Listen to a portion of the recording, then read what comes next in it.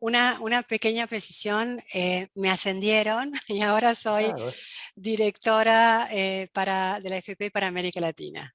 Empecé hace muy poco. Gracias. felicidades, felicidades. Bueno, gracias Ricardo, presidente de la CIP, Jorge Canaguati, Paula, Leonor, Marta. Es un honor y un privilegio para mí moderar este panel, los Pandora Papers, papeles de Pandora, quinta esencia del periodismo de calidad. Voy a presentar brevemente a tres personas clave en esta investigación. La verdad que no podemos soñar con mejores panelistas. Ellos nos van a contar cómo se hizo la investigación en diferentes países de América Latina, los principales retos, más allá de los hallazgos que, bueno, son bastante conocidos por todos. Empiezo con Emilia Díaz. Ella es editora de investigación y coordinadora para América Latina del Consorcio Internacional de Periodistas de Investigación. Ha trabajado y coordinado varias colaboraciones periodísticas transfronterizas como los Pandora Papers y los Panama Papers, que tuvo un premio Pulitzer. Está también Mónica Almeida, que está bajo mi nombre, o sea, la otra María Lorente en realidad. María Lorente soy yo, la otra María Lorente es Mónica Almeida. Ella es jefa de la unidad de investigación del diario El Universo en Ecuador. Fue becaria por la Fundación Nieman de la Universidad de Harvard y también ha colaborado en varios proyectos internacionales de periodismo de investigación. Y por último está Hugo Alconada-Mon. Él es prosecretario de redacción en La Nación de Argentina y bueno, es un periodista de investigación multipremiado por su trabajo. Felicitaciones a los tres, una vez más, por esta increíble investigación periodística que básicamente, o en un rápido resumen, revela los entresijos de una industria que ayuda a ocultar la riqueza, el dinero y evadir impuestos de ricos y poderosos, entre ellos tres presidentes en activo de América Latina. Voy a empezar con Emilia. Emilia se une a nosotros desde Noruega. Así que buenas noches, Emilia, y muchas gracias por participar.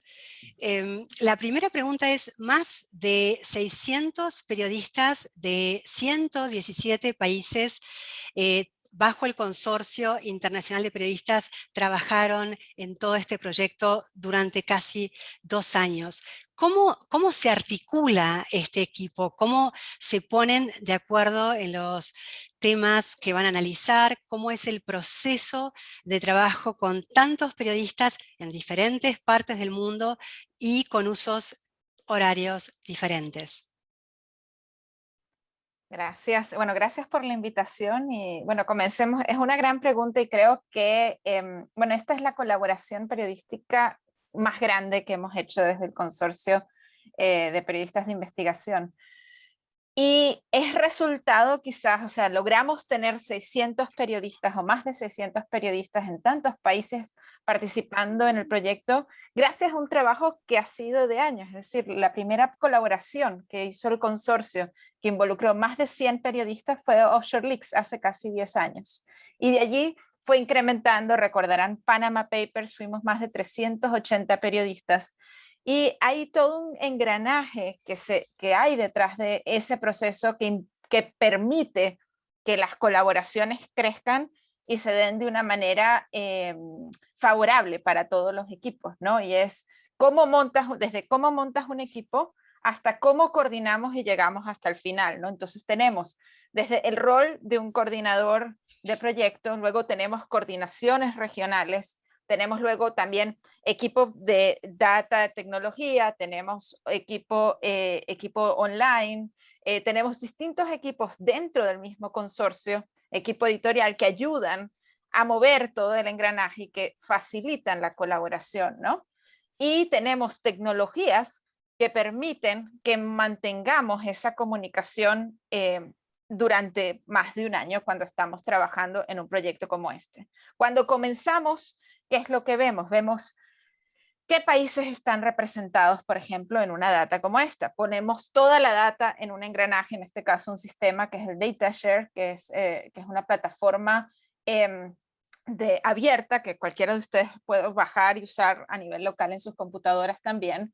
Y empezamos a ver qué países tienen presencia en los documentos y entonces se llama a los colegas de los distintos países para invitarlos a participar. Pero ese llamado incluye ya unas reglas del juego claras desde el principio, que significa estamos de acuerdo, uno, a colaborar y compartir todos con todos, es decir, compartir de una manera generosa, no quedarme la información para mí, sino ya no estamos compitiendo, estamos juntos en esto. Y luego a mantener el proyecto de forma confidencial hasta que publicamos. Hay una serie de pasos, por ejemplo, tenemos una reunión inicial de lanzamiento del proyecto, que en este caso por el tema de COVID no se pudo hacer presencial, pero generalmente nos reunimos de manera presencial para poderlo hacer y que vamos intercambiando recursos y maneras de trabajo. Y luego tenemos, en este caso lo hicimos virtual, luego tenemos reuniones, por ejemplo, regionales. Entonces en América Latina nos reuníamos por lo menos, al menos una vez al mes a nivel regional para coordinar esfuerzos, para ver hacia dónde van las pistas de las distintas historias y luego seguir trabajando. Pero no es que nos reuníamos una vez al mes y no pasaba nada en el mes, sino que tenemos otra plataforma que es el Global iHub, que es prácticamente una red social que permite comunicarnos de forma segura e ir compartiendo durante el proyecto hallazgos y coordinar esfuerzos. Entonces tenemos desde coordinación en temas de historias específicas que cruzan fronteras, coordinación en términos más generales de normas y aspectos relacionados con el proyecto, también, por ejemplo, entregas de memos de planes de publicación para cada país, y también algo que a mí me encanta, que es casi una cooperativa de búsqueda y de investigación, donde cada quien va compartiendo tips de cómo están minando la data y cómo están entendiendo los documentos.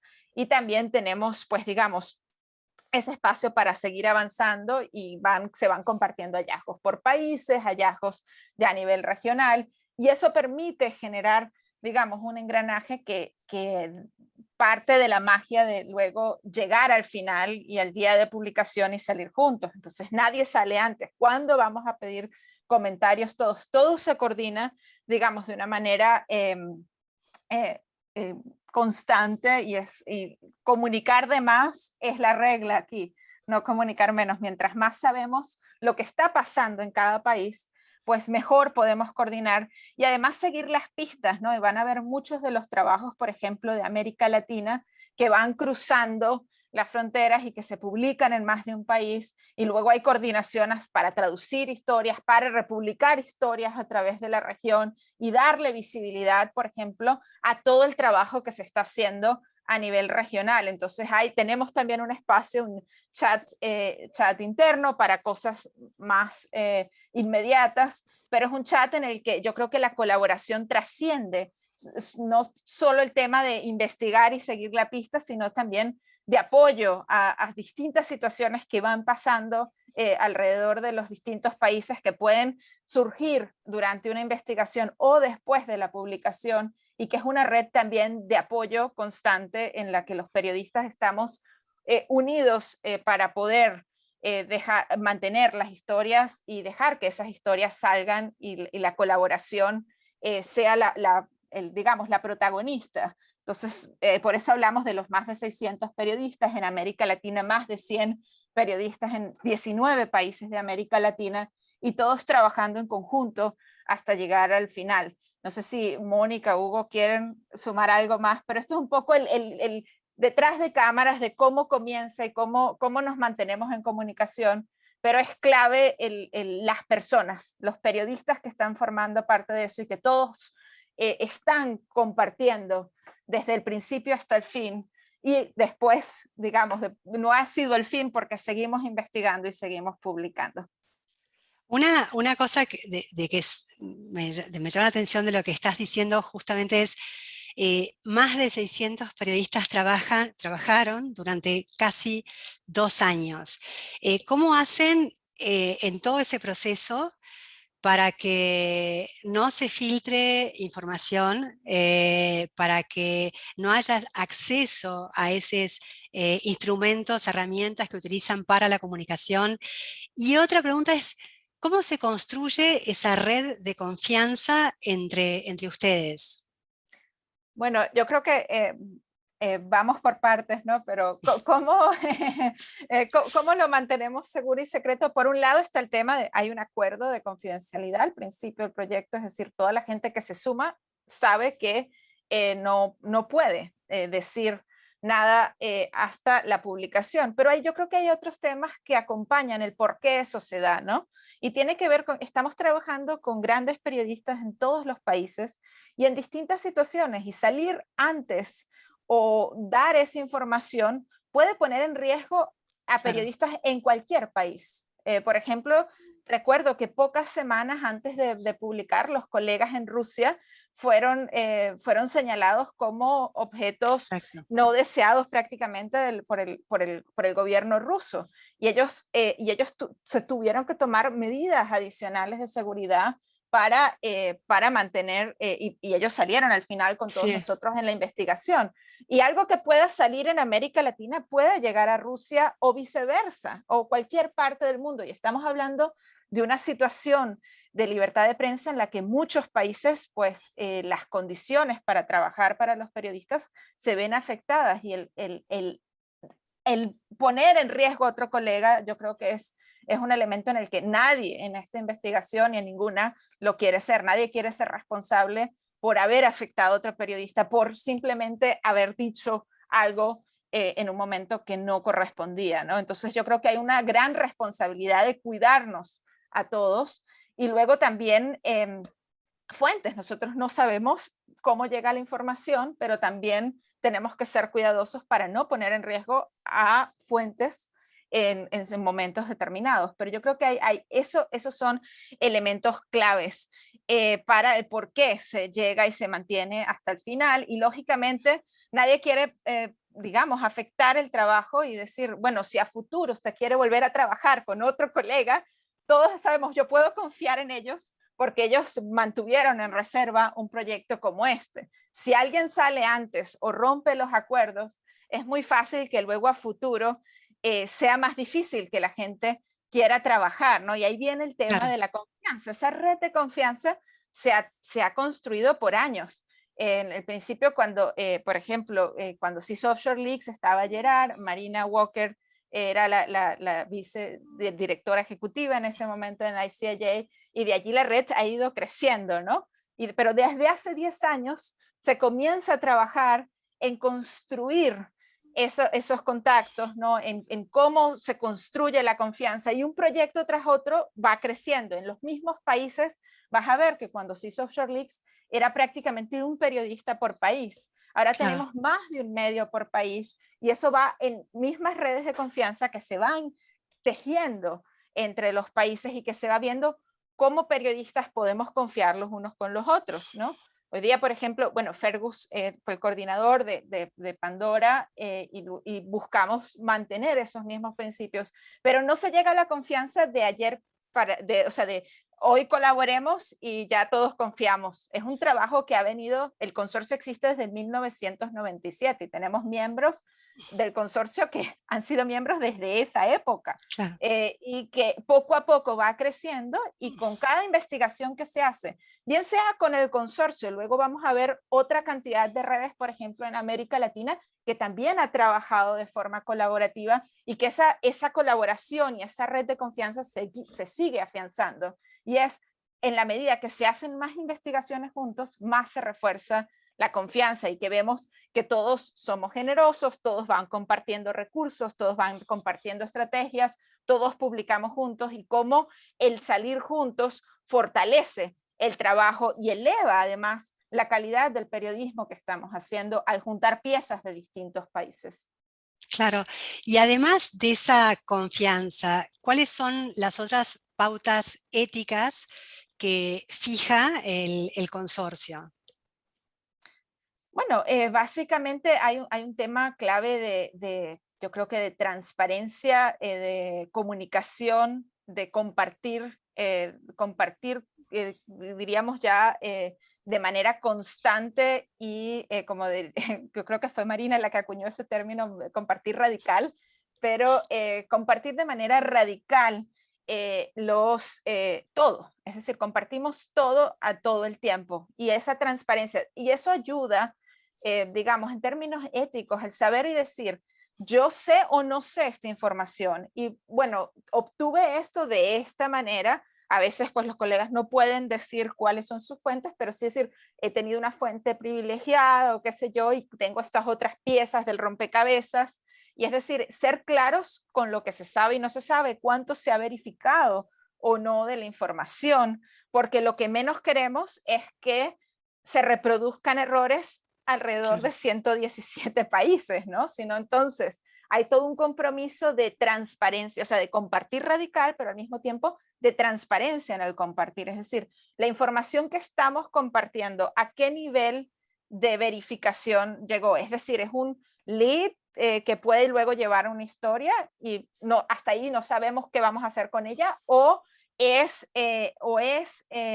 ya verificado y completo. Pero lo otro que es clave es, nosotros hacemos también acuerdos para publicación y tenemos cronogramas de publicación, es decir, nadie se pisa los talones o como digamos, no estamos, es clave el tema también en acordar cómo se va a dar la publicación, es decir, si hay historias que cruzan varios países, que no vaya un país a salir antes que el otro con la historia, porque no estamos compitiendo por la exclusiva la tenemos juntos. Entonces hay un tema claro de respeto en todo este tema, respeto a los otros colegas y a los otros países cuando estamos trabajando en una investigación de este tipo. Entonces el acordar cómo se va a dar la publicación, qué sale primero, qué sale después, incluso la generosidad con el crédito.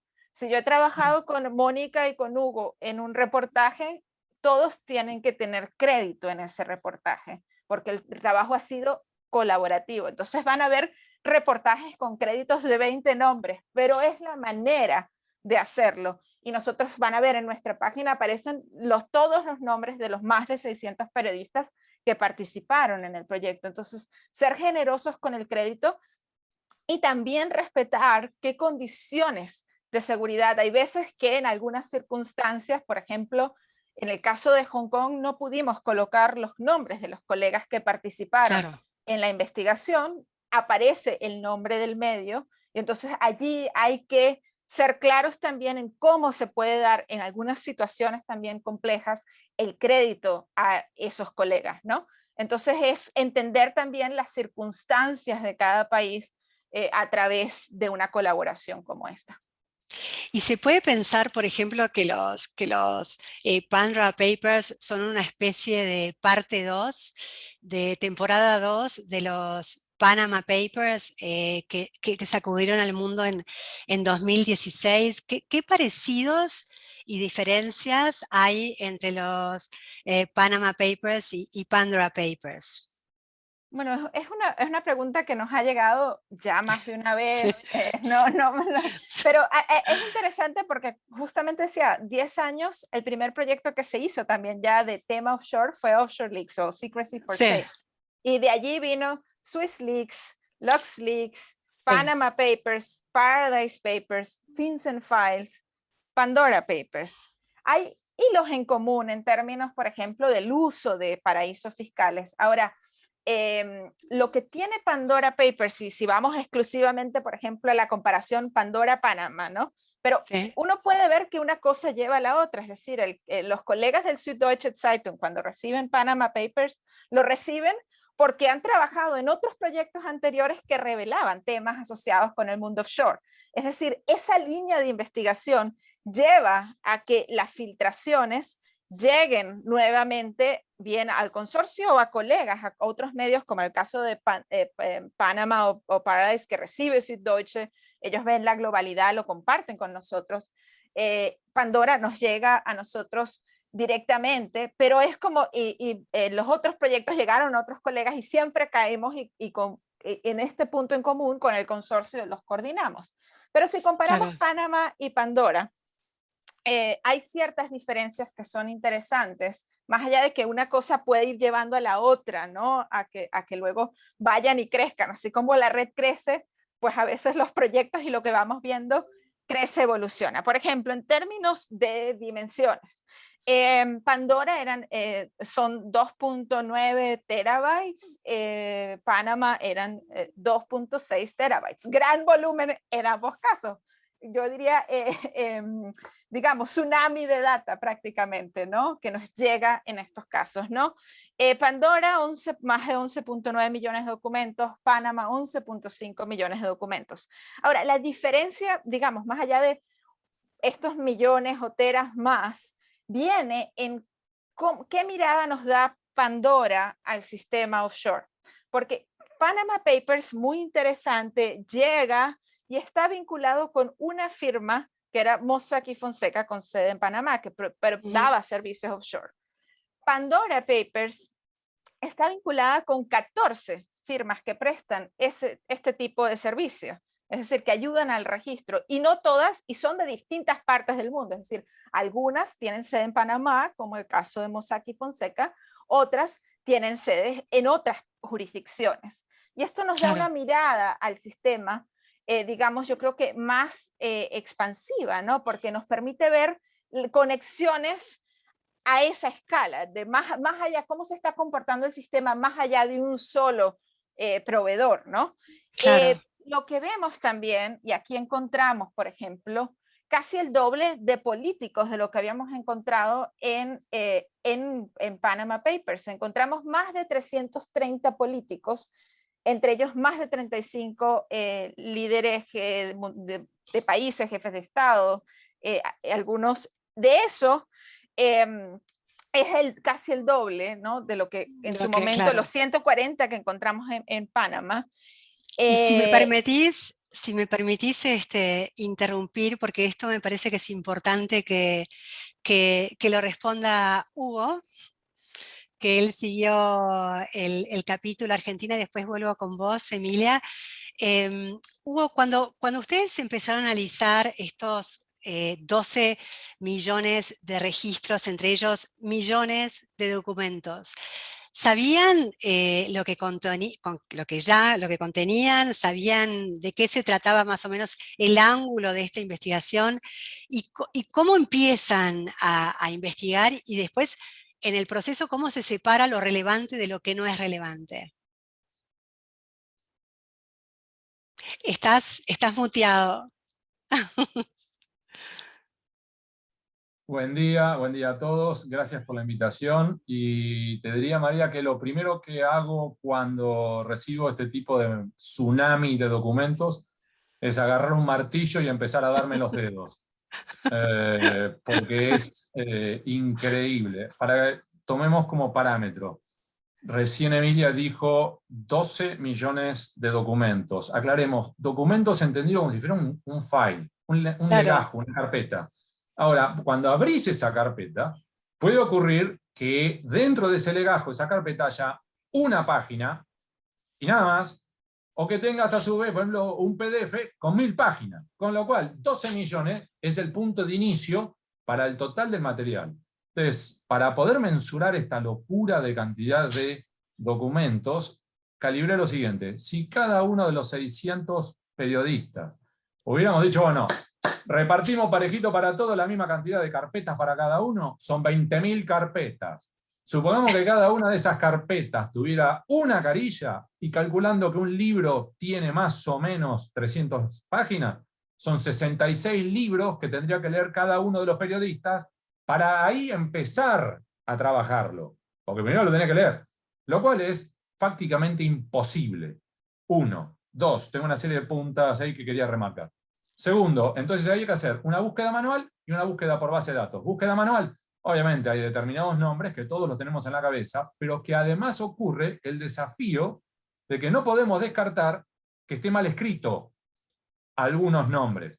Doy un ejemplo. A menudo, si ustedes buscan y ponen en un Word la palabra Alconada, mi apellido, automáticamente el corrector ortográfico de Microsoft te lo convierte en Alionada. Como si fuera una melena, Alionada.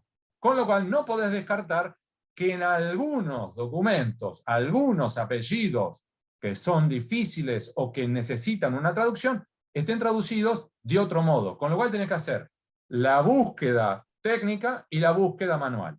3. Base de datos. Lo clave en esto para nosotros fue tener a una persona que no es periodista, que es Ricardo Brown. Él es un ingeniero informático, analista de sistemas, un cráneo, tiene un cerebro superlativo, y que nos ha ayudado a desarrollar justamente una base de datos en la cual yo acá tenía, entre otros puntos, para decir una idea, lo que hemos mezclado acá es todos los nombres que hemos conseguido de personas políticamente expuestas de la Argentina.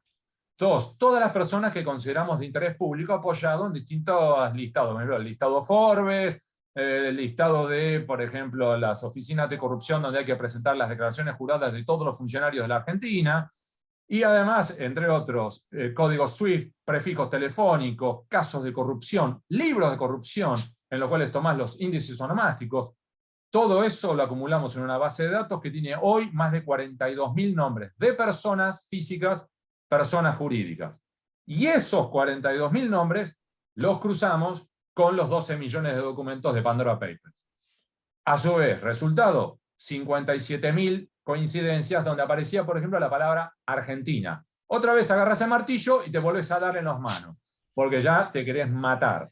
Ahí después viene el siguiente punto, que yo lo tengo acá anotado, que es, entre otros, una investigación en la cual tenés que desarrollar todo lo demás. Porque los Pandora Papers son el punto de inicio, no el punto de llegada. El punto de inicio, donde a su vez después tenés que reconstruir el contexto en el cual fue hecho algo, más que tenés que reconstruir si es lícito o no es lícito, que además yo acá tenía anotado, por ejemplo, los antecedentes, o también incluso, por ejemplo, un ejemplo puntual. ¿Qué ocurrió? ¿Dónde? ¿Y por qué? Voy a dar un punto muy sencillo, muy breve.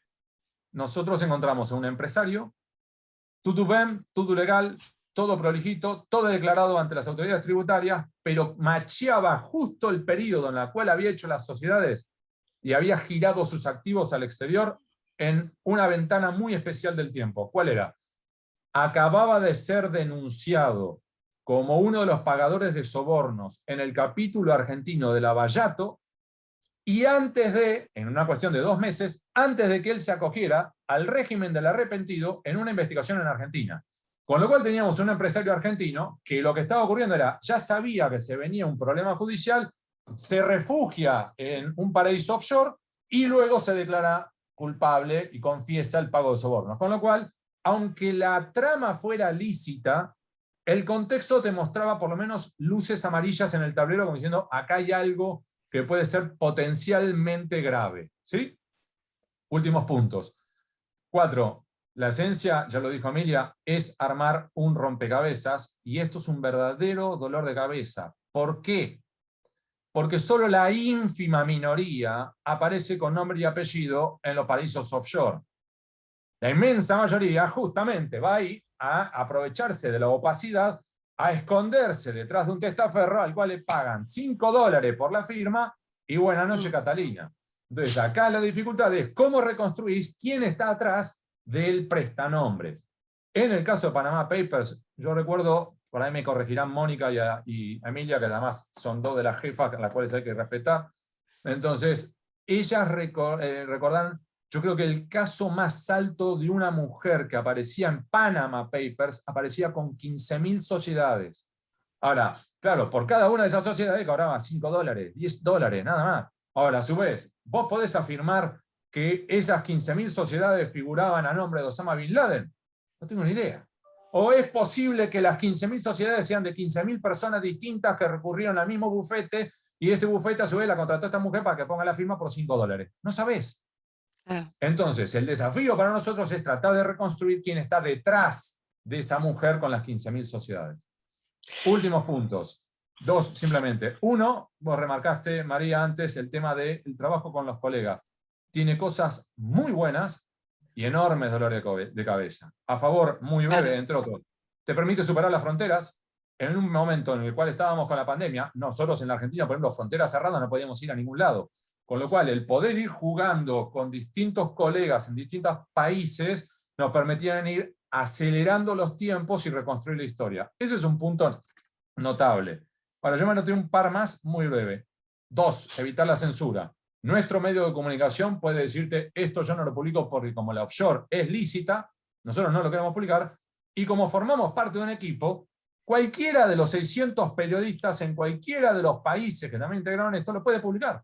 Porque además hay nombres que son de interés amplio, no acotado a un país.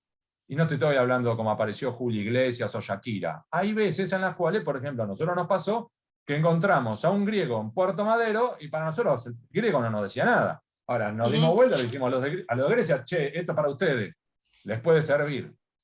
Esto ocurre. Ahora, Eso, lo último. Solamente lo último para ir muy rápido, María, y la gran dificultad, porque también tiene problemas. Uno es los egos, que hay periodistas con unos egos importantes, son más altos que el ego, que el Empire State. 2, un tema de coordinación, y recuerdo, Mónica y Emilia, ambas estaban en Panama Papers. Nos reunimos en Múnich, en el Süddeutsche Zeitung, todos muy contentos, hasta que llegó el momento en el que había que definir la fecha de publicación. Entonces empezamos. Bueno, esta fecha no, porque es el día de las elecciones en la Argentina. Bueno, esta fecha no, porque en enero el hemisferio sur está de vacaciones. En un momento creo que dijeron, me van a corregir Mónica y Emilio, en el caso, alguien dijo en Panama Papers, marzo de 2016. Y me acuerdo que había un ruso que levantó la mano y dijo, ese domingo en Rusia es el Día de la Madre. Se pudrió todo y todo el mundo a negociar. En ese momento Jerry ya dijo, basta, yo no puedo lidiar con tantos energúmenos juntos, y dijo, esto sale el 3 de abril y se terminó. Y te toca hasta incluso el horario que te toca, porque como es, por ejemplo, a las 0 horas GMT, por ahí te toca que vos estás en un país en el cual te sale a las 2 de la tarde, de un domingo, claro. No te ve nadie. Ahora, claro, te tocó por diferencia horaria a las 7 de la mañana, está fenómeno. Son parte de las reglas en las cuales ganás mucho, pero también tenés que ceder. Y cierro con esto, María. Ceder incluso cuando te queman la investigación. Nos pasó en otra investigación que era el HSBC. ¿Recuerdan cuando Hervé Falciani entrega los materiales? Nosotros lo conseguimos de otro modo que no diré cómo, pero que en definitiva fuimos a París, nos juntamos en la redacción de Le Monde, todo fenómeno, fijamos la fecha y las autoridades tributarias argentinas consiguieron la información y empezaron a difundirla, y además a difundirla mal, porque lo hicieron sin hacer el proceso de verificación. Empezaron a tirar nombres a la loco. Y nosotros que estábamos adentro, que ya llevábamos meses con este material, y sabíamos a su vez que estaban informando eso mal, no pudimos publicarlo. Con lo cual, pues además me recuerdo que le pregunté en su momento a Marina Walker, y le dije, mirá, Marina, déjame publicar, porque acá están quemando la información y quemándola mal. Y me dijo, Hugo, te toca perder, así como hay veces que se gana, hay veces que se pierde. Con lo cual, recién pudimos salir, creo que fueron como 5 meses después, claro, y para lo que era para nosotros, era la nada misma, pues se había deshilachado. Es otro desafío, pero que al mismo tiempo, como decía Emilia, son tantos los protocolos que hay que seguir para cuidar a algunos colegas en zonas peligrosísimas, que como son las reglas de juego, que además aceptaste cuando firmás un primer documento diciendo, acato la regla, al fútbol se juega 11 contra 11, después no vengas a querer cambiarme la regla y que juguemos 12 contra 10. Son las reglas. Y ahí te toca. Tengo más preguntas, pero voy a aprovechar a seguir con Mónica. El capítulo Ecuador fue muy significativo, ya que el propio presidente Guillermo Lasso aparece en los Pandora Papers, incluso luego hace una declaración en que dice que los periodistas y medios son parte de una campaña de desprestigio contra él, incluso que es una campaña liderada por George Soros, y apunta al diario El Universo y hacia vos, Mónica. También recibiste una especie de amenaza del empresario mexicano Jorge Chérez.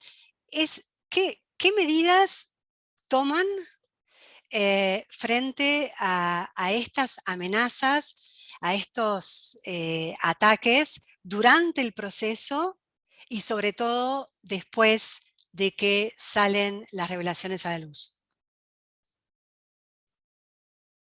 Estás muteada, Mónica.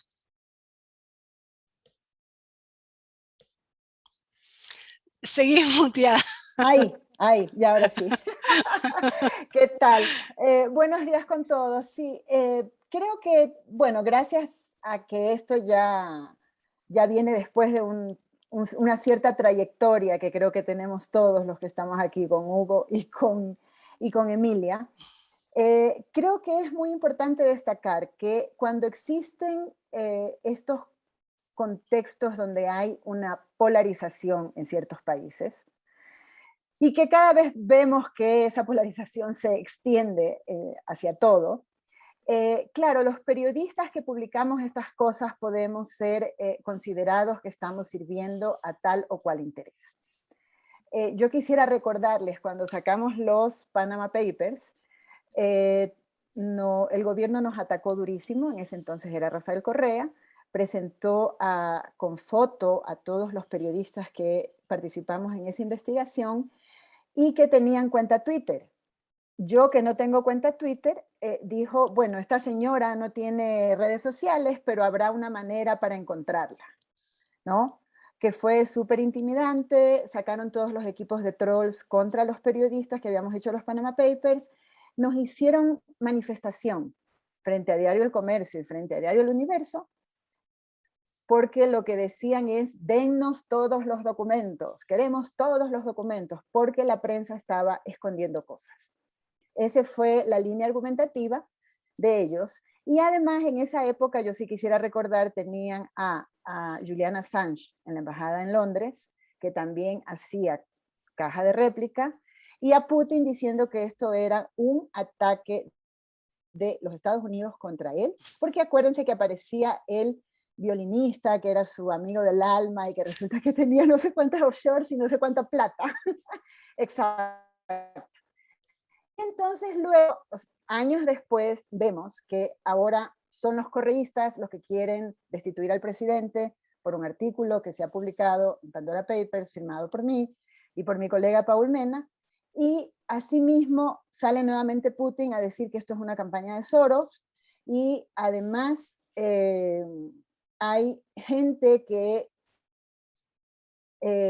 porque los correístas no me van a contactar, obviamente, pero sí hay gente cercana a otro partido en el poder, en la asamblea, que quiere hablar conmigo para hablar de una estrategia y que quiere que yo les dé el expediente Ecuador. Entonces es un poco esta confusión sobre el papel de un periodista de investigación, peor en esta tarea colaborativa, donde hemos participado 600, que no somos ni jueces ni fiscales, ¿no? Nosotros hemos tenido acceso, como ya han explicado Emilia y Hugo, a este tipo de documentos. Es sí, tecleo. A veces uno sube una base de datos, claro, tiene yo siempre digo que, bueno, Ricardo Dragón en La Nación es genio de la informática. Nosotros todavía no conseguimos esa persona en Ecuador. Entonces, con Paul somos nosotros los que tenemos nuestros propios listados Excel, si nosotros vamos subiendo en las bases de datos y ese tipo de cosas. Pero sí, se hace una búsqueda manual, muchas veces es manual. Y uno tiene que estar escarba y ver. Y claro, el hecho de que de entrada, porque cuando nosotros comenzamos a trabajar, claro, vimos que estaba Guillermo Lasso, de entrada ya sabes, esto hay que tener cuidado. hay que tener cuidado si es electo o no es electo, hay que ver, pero de todas maneras para todos los casos son importantes. Cada vez que yo hago uno de estos trabajos es una gran lección de ética periodística, por un lado, porque a cada caso le tienes que dedicar toda la atención del mundo. No puede ser que tu error salga replicado en 100 medios de comunicación más. Entonces tienes que tener un sumo cuidado. Y también saber, por ejemplo, de pronto me aparece un funcionario público, pero resulta que abrió una offshore 15 años después de haber ocupado un cargo público, y además el señor ocupó ese cargo público y nunca más se dedicó a la política, sino a su vida privada. Entonces, ¿es justo decirle, ha sido funcionario público y tiene un offshore? No, no. O sea, entonces uno tiene que aprender cómo a valorar, a sopesar, saber hasta dónde yo puedo probar. A mí me parece que cuando uno entra en estos archivos y hace este tipo de trabajos, yo siempre digo, para mí es como un poco el final de la película.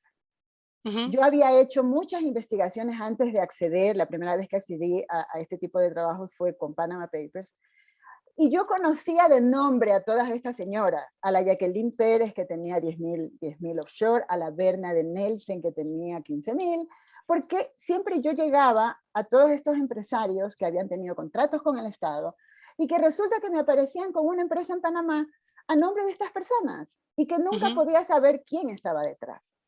Entonces, ¿a qué voy? A que cuando uno llega ya con este conocimiento y entonces uno tiene que saber, bueno, tengo esta película, entonces tienes que empezar a buscar el antecedente, saber cómo fue, cuándo, qué pasó, el contexto, ¿no, verdad? ¿Se aprobó tal ley o se aprobó tal otra? Ajá.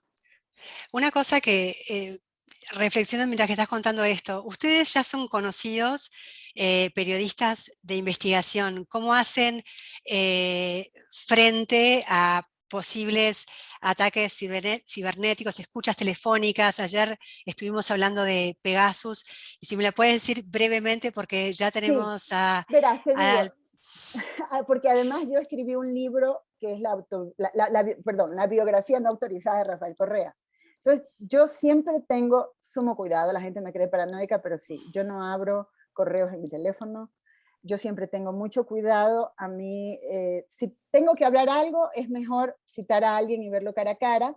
Y luego, en este caso, por ejemplo, yo siempre, siempre sabemos que los documentos no son nuestros, que están en una plataforma, ¿no, verdad? Entonces eso yo creo que de todas maneras para nosotros nos cubre, porque no voy a tener, o sea, si llegan a mi casa a decirme, entrégame su computadora y ni sé qué, no van a encontrar documentos.